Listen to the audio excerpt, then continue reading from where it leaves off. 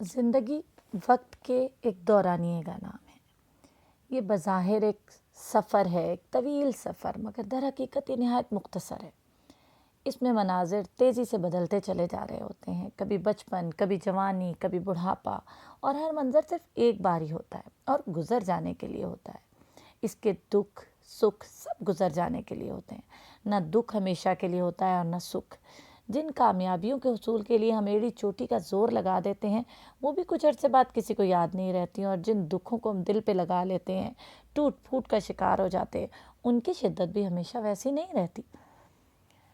کامیابیوں اور ناکامیوں کے یہ جو معیار ہیں یہ ہم نے طے کیے ہیں. انہیں ہم اپنے دل و دماغ میں جگہ نہ دیں تو بہتر ہے. اگر ناکامی میں ہمارا کوئی قصور نہیں ہوتا تو ہو سکتا ہے کامیابی میں بھی ہمارا کوئی کمال نہ ہو، یہ اوپر والے کی عطا ہو.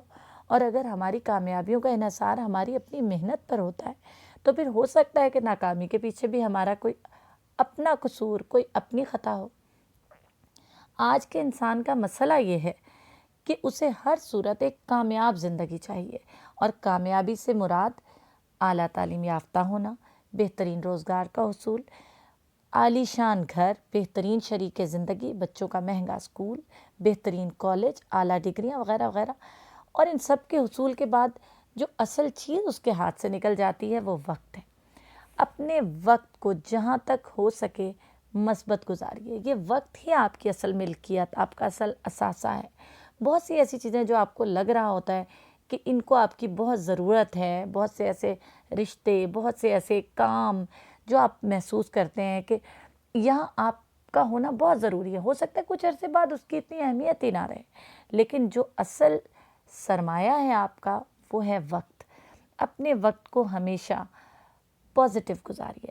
اپنے آپ کو ہمیشہ یہ ریمائنڈ کروائیے کہ آپ نے اپنا وقت مثبت گزارنا ہے، اور یہ خیال دل سے نکال دیں کہ کوئی ایسا طریقہ ہو کہ آپ امر ہو جائیں. امر نہیں ہو سکتے. امر اللہ کی ذات ہے، ہمیشہ رہنے والی صرف اللہ کی ذات ہے.